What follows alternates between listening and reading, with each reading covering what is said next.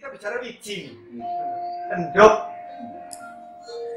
Pertanyaannya padahal di dalam cerita orang Jawa yang berkembang, wiji ini nggak cuma saya sepakat. Semar itu wiji. Inti dari cerita kehidupan manusia itu semar. Orang Jawa sudah menggambarkan di dunia ini pun ada 3 ras manusia. Orang ras kulit putih, terus kemudian kulit merah, kulit kuning, dan kulit hitam. Itu sudah menggambarkan tentang konsepsinya kadang papat kalimo pancor itu sebenarnya sudah universal tentang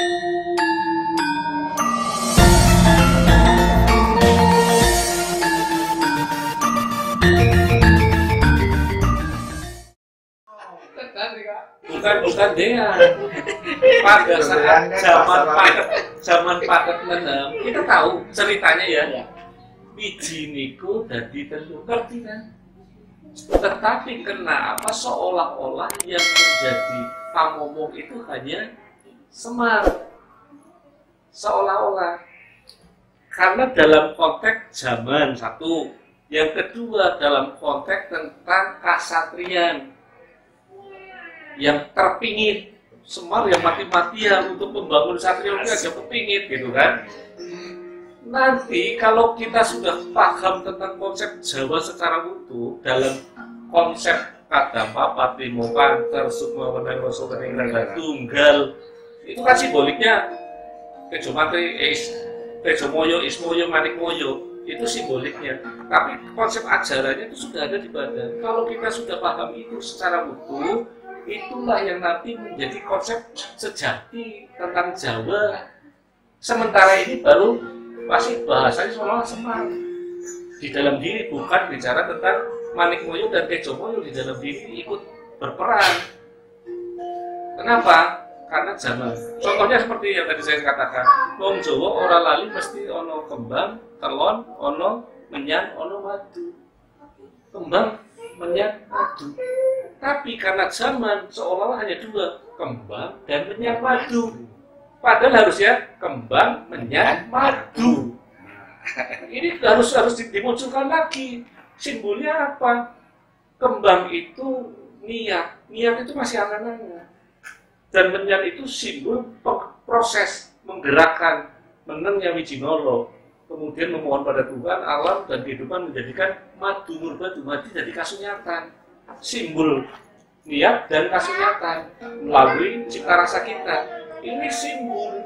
Tapi kemarin-kemarin karena zaman menjalankan itu, tapi kembang kalau menyan madu, bukan menyan terus madu gitu. Ini kembali kepada wiji. Kan sebetulnya kalau menurut pemahaman saya ada wiji sakjroning wiji. Kalau bicara telur endok tadi kan menjadi 3. Pernah bicara tesnya? Ayo, kan kita tidak pernah. Kita hanya berpatok pada endok yang sudah wujud, nanti dari cangkang, kulit, putih dan kuning. Tapi tesnya apa? Ya, yang kemudian mewujudkan itu. Oh, nah, jadi wiji sakjroning wiji. Kan sebelum wujud menjadi endok itu kan ada wijinya juga. Yang disebut kami menyebutnya dengan tes. Tes wujudlah 3 itu. Tes ini yang tidak pernah dibicarakan atau terlalu dalam dibicarakan. Karena disingit oleh zaman lagi. Itu konsep Linggayoni. Itu kembali lagi pada tataran Linggayoni kan ya. Itu konsep Linggayoni. Makanya lanang wadon Linggayoni bumi langit ini adalah satu persatu wiji di dalam, yaitu tadi bicaranya masuk pada isi di dalam suwung di dalam isi. Suwung itu alam semesta raya. Sampai sekarang ini semesta raya suwung, tapi di dalamnya ada isi yang bergerak, berplanet-planet, matahari, bintang, bumi. Sehingga begitu juga kita. Alam suwung ada wiji urip. Wiji urip inilah yang bergerak, menciptakan keadaan. Sederhana orang Jawa. Seperti Romo katakan, kamu di Jawa Timur pun sekarang lagi menggali dan istilahnya memberikan pemahaman konsep Linggayoni. Itu menjadi cikal bakal hidup. Betul, awal kawitannya. Awal kawitan ya Linggayoni itu. Maka disimbolkan oleh leluhur kita dalam bentuk-bentuk pelanangan atau lingga dan yoni. Itu konsep hidup. Ini loh.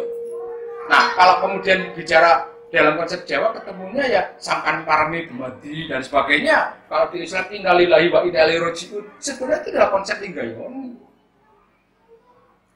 Asal itu kan ngendi, mongko baline ngendi. Karena sifat langgeng orang yang tinggi. Orang yang ngendi. Wong kita itu tidak berasal dari satu tempat bahasanya. Kita tidak berasal dari satu tempat, sehingga kita tidak akan kembali ke tempat. Karena istilah sederhananya, wong kabeh iku suwung. Bisa dipahami. Kalau terlalu dalam yang muda itu bingung mikirnya. Saya hanya menyederhanakan dari apa yang disampaikan Bapak Benny. Orang Jawa biasanya urip sajroning mati, mati sajroning urip. urip.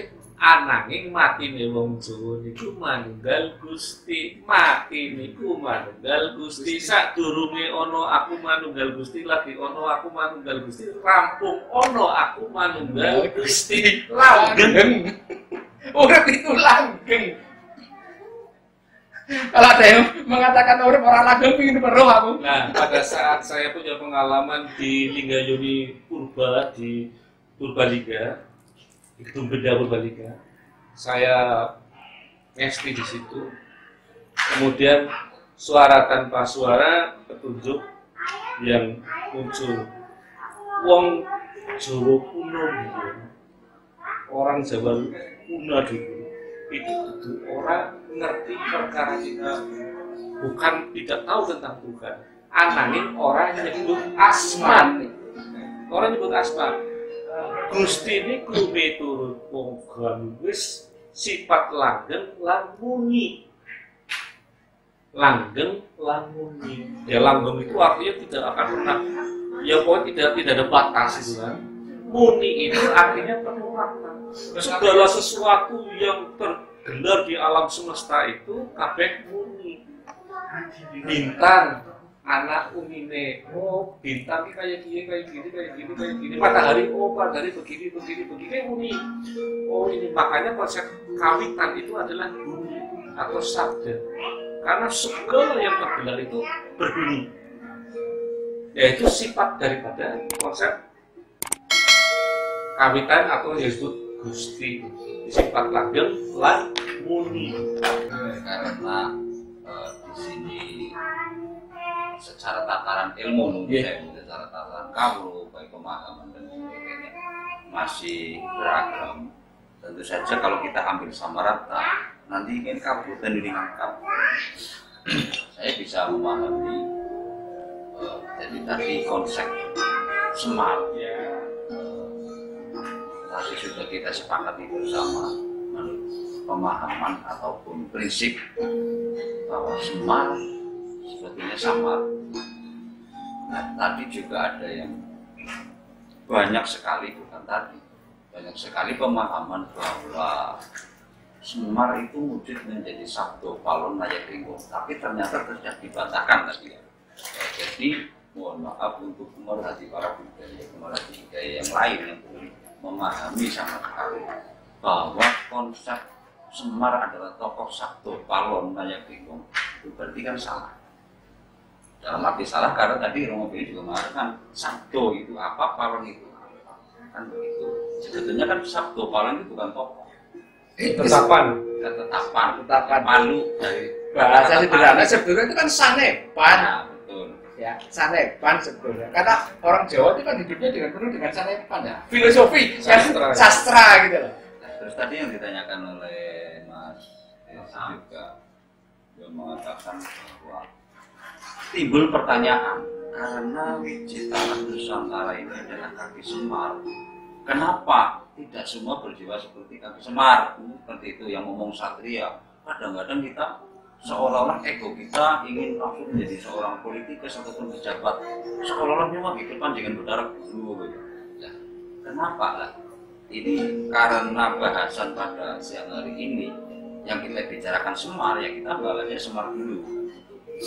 Nah, ini maaf, saya selaku dalam hal ini pelestari budaya pencinta wayang kulit dalam pewayangan, sampai sekarang saya belum menerima jawaban yang tepat ataupun yang masuk dalam akal pikiran saya.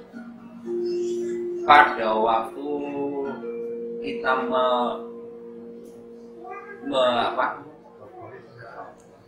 memainkan lakon.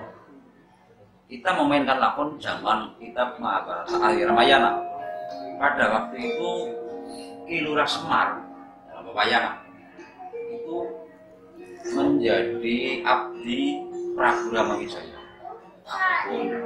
Prabu Sugriwa, Anoman dan bala-bala Ayodhya-pala. Pada waktu itu Ramawijaya nyebut ke Lurah Semar Kakang Bodronoyo, ya Kakang Semar. Pasti itu dalam setiap lakon apapun seorang tokoh penting dalam itu memanggilnya Kakang. Logika. Terus zaman kita melangkah ke zaman Mahabharata. Polosoro memanggil ke Ki Lurah Semar Kakang Bodronoyo. Polosoro. Sampai ke Abiyasa menjadi Begawan di Sabtohargo, Kakang Bodronoyo. Terus Abiyasa punya putra lagi Pandu masih Kakang Bodronoyo. Secara logika kalau kita urut-urutan manggil Puntadewa sebenarnya sudah Eyang Bodronoyo. Kenapa kok masih Puntadewa pun Kakang Semar? Turun lagi ke Abimanyu. Kalau Abimanyu sendiri Kakang Semar. Seharusnya Abimanyu kalau secara urut-urutan sudah Eyang Semar. Ini kenapa mungkin dari filosofi Jawa mungkin ada yang lebih menurut saya masuk dalam akal pikiran saya. Jadi begini, saya mendahulunya saya sebutkan tadi bahwasanya setiap manusia, ya setiap sosok ini di mong atau di pamomongnya adalah semar. Ngapunten bahwa ini sebetulnya hanya terjadi di tanah Jawa dalam arti pakiran pewayangan Jawa. Kalau di luar itu kan tidak ada tokoh Semar ini. Jadi tokoh ini dimunculkan. Kenapa kemudian hanya bicara tentang Kakang? Berarti kan yang lebih tua. Semuanya bisa mati wayang itu, kecuali Semar dalam hal ini. Dari masa ke masa Semar tetap muncul sebagai pamomongnya para kesatria. Nah, sebetulnya ada pertanyaan balik sebenarnya dari saya sebelum saya menjelaskan tentang kenapa sebutannya Kakang. Siapa sih yang memunculkan tokoh Semar dalam wujud? Kan? Nah, ini kan belum terjawab. Ya. Untuk kepentingan apa yang namanya sosok Semar ini diwujudkan sebagai pamomong? Itu belum terjawab. Kalau saya sih memahami itu sebagai satu kepentingan di dalam menyampaikan satu ajaran terhadap masyarakat. Karena tadi sudah menyebutkan bahwa kita lahir itu didahului dengan beban, darah, hari-hari, user. Maka ketika yang lahir dahulu itu kita sebut apa? Siapa sebetulnya Semar dalam sosok itu? Ya Kakang kita. Kakang Kawah. Nah, akhirnya kembali Semar itu adalah Kakang Kawah. Jadi kalau jenengan menyebutnya ya Kakang Kawah sebetulnya jenengan kalau berdua Kakang Kawah itu bicaranya dengan Semar. Kalau menurut saya. Tapi kan ini ada satu hal yang agak sedikit kurang pas bagi saya. Karena perwujudan Semar ini kemudian di dalam lakon pewayangan hanya berpihak kepada kelompok yang benar. Padahal kalau kita mau bicara betul, benar salah ora ono. Apakah Kurawa itu salah? Enggak, tanya pada Kurawa. Kurawa masih mengatakan saya benar. Ayo, gimana? Kurawa merasa benar. Pandhawa yang merasa benar. Terus yang salah sopo? Yang salah dalange. Mergo posisikan. Jajal orang aja diposisikan. Nah, ini guyonan, tapi ini sebenarnya konsep yang saya temukan. Salah benar nggak ada. Karena salah benar mungguwe. Gitu. Mungguwe aku benar. Belum tentu mungguwe panjenengan itu benar. Bisa jadi munggunya beliau ini saya salah. Nah, konsep itu yang harusnya dipahami. Kalau menurut saya, bahwa salah benar itu adalah sudut pandang. Apakah orang berbuat salah itu tidak benar? Belum tentu. Apakah kalau sudah merasa benar itu benar? Belum tentu. Karena sesungguhnya kabeh ora ono apa-apa. Kembali pada konsep suwung. Wong yang menciptakan salah benar kita kok. Jangan begitu. Bicara Tuhan. Tuhan itu yang menciptakan kita kok. Kalau jenengan percaya nggak adanya Tuhan? Berarti nyata loh. Kalau jenengan nggak percaya, ya ora ono Tuhan itu. Tapi saya tambahin keterangan ini tadi dalam konsep wayang nih ya. Semar itu yang harus kita pahami nih, terkait dengan Nuswantoro. Semar itu bukan bicara salah benar Pandawa dan Kurawa, tapi dia terbuka dan ngomong kepada yang membuka diri kepada Semar. Pada saat bicara ilmu kakang kawah itu berarti bicara tentang yang mengikuti guru sejati. Lah wong Jawa guru sejati nek ilmu Jawa. Kalau bicara Kurawa, mereka mengikuti bukan bisikan konsep kakang kawah, tetapi dua orang manca atau orang luar. Yang satu seng bumi, yang satu berurna. Ya, jadi pertanyaan saya tadi kan bisa mewakili para teman-teman yang tadi mungkin masih belum gamblang lah ya, belum gamblang siapa sih Semar itu sebenarnya. Dasar pertanyaan saya tadi, kenapa setiap para bendara-bendara memanggilnya selalu kakang, tadi sudah terjawab. Karena kenapa kita menyebut kakang? Karena dia lebih tua kan gitu. Jadi kan teman-teman kan bisa terwakili. Jadi konsepnya beliau saya perkecil sebetulnya. Kalau kita bicara kan beliau selalu mengatakan Semar itu wijine tanah Nuswantoro. Ya, saya kecilkan, saya sederhanakan sebetulnya. Apa sih Nuswantoro atau katakanlah tanah Jawa? Ya badan raga kita, wadah kita inilah yang disebut Nusantara. Kalau saya, nah kalau kemudian jadi diperlebar Nusantara itu kan dalam wujud yang seperti itu. Saya lebih banyak ngapunten, jadi saya lebih banyak dalam hal ini adalah mengembalikan pada diri, bukan bicara keluar, tapi saya banyak memahami konsep-konsep itu untuk di dalam diri saya, yang ada dalam diri saya sebelum saya berpikir tentang yang di luar. Bagaimana saya bisa berpikir yang luar kalau saya tidak paham tentang diri saya pribadi?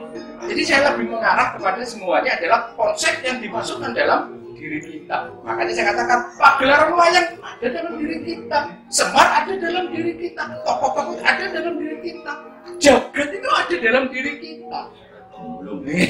Makanya sebenarnya kata Bapak Timo Panjang, Semar Gareng Metu Batu itu sebenarnya ada di dalam diri. Tapi kita kan bicara yang paling sepuh, Gitu yang ya. disebut kakak. Kakak gitu yang paling sepuh ya ketemunya itu.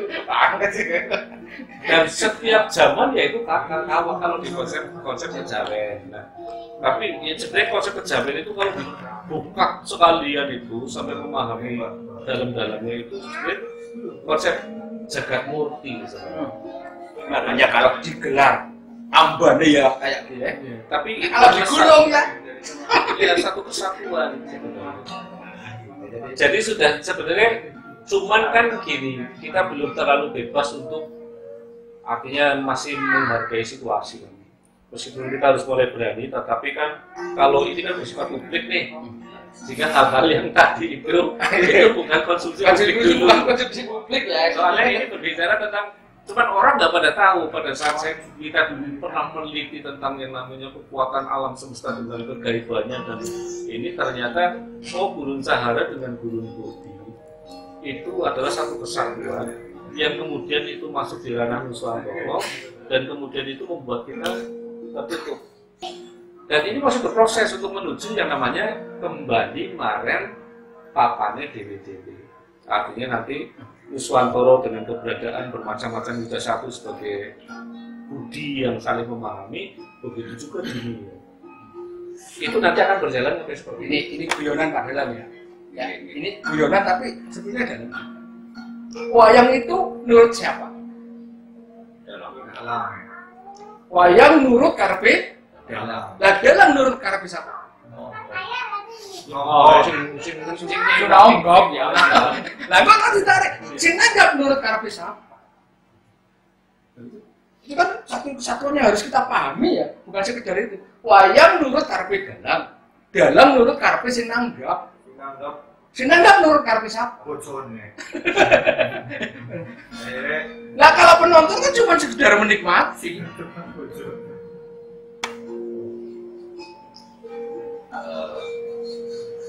Marilah kita melanjut dari hasil pembicaraan kita pada siang hari ini. Itu kita bicarakan masalah tokoh Semar dan sudah kita saling memahami bersama bahwa Semar itu ada dalam diri kita masing-masing. Jadi lupakan Semar yang ada di luar diri kita. Semar tadi sudah menjadi kakang kita, menjadi saudara tua kita yang kita sebut sebagai kakang kawah. Maka kita terjawab sudah. Mengapa setiap para bendara-bendara menyebut sebagai kakang Semar? Karena Semar adalah menyatu dalam diri kita sebagai kakang kakang kita. Untuk itu marilah kepada rekan-rekan kita yang saya sangat berterima kasih sekali pada Pemungkian Pak Winarsis. Pada hari ini saya sudah terbuka bahwa marilah kita wujudkan bahwa Semar sebagai pemomong dalam diri kita. Memomong yang mana? Bahwa tadi juga disebutkan tidak ada salah, tidak ada yang benar, tergantung kita. Kembali ke kesadaran kita. Kebenaran yang mutlak adalah kesadaran kita masing-masing. Siapa sih diri kita? Bahkan itu tadi saya disimbolkan Semar untal jagat. Ya memang jagat ada dalam diri kita. Jagat gumolong, jagat gumulung ada dalam diri kita kalau kita gelar, dan tidak akan rampung dalam satu hari atau satu malam. Itu sangat luas sekali. Setelah dari kesannya seperti itu, jadi marilah kita membuka diri kita kepada Semar yang ada di dalam diri kita masing-masing. Oke, terima kasih. Kesimpulan dari obrolan kita, obrolan santai siang hari ini, menurut apa yang saya pahami bersama tadi, bahwa pada dasarnya Semar adalah satu wiji. Semar adalah cikal bakal hidup dalam diri kita. Semar adalah pamomong dari diri kita, dan Semar inilah yang menentukan langkah kita akan kemana. Jadi artinya bahwa setiap manusia memiliki Semar masing-masing. Yeah. Kalau menurut saya pada dasarnya seperti yang dikatakan Mas Haryo tadi, Semar itu salah satu bagian daripada wiji. Artinya dalam wiji itu salah satu bagian itu adalah Semar, dan pengertian wiji itu adalah kehidupan kita sendiri. Dan Semar itu sesungguhnya tidak sama, tapi Semar itu kasunyatan. Dari sudut pandang kita melihat konsep Semar yang merupakan pengejawantahan dari kepribadiannya orang Jawa Nuswantara. Satu. Yang kedua, yang memberikan nilai dan makna dalam konsep-konsep tuntunan dan ajarannya orang Jawa Nuswantara.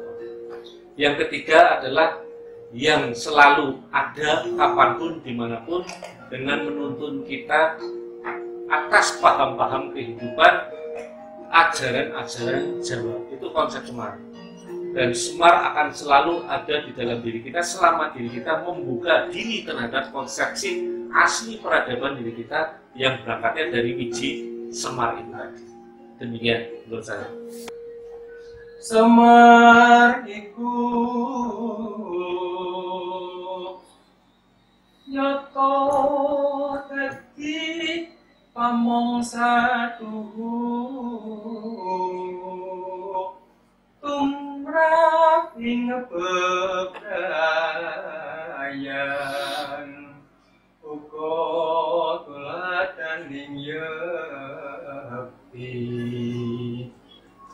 yen omahku dadi panutan sesami.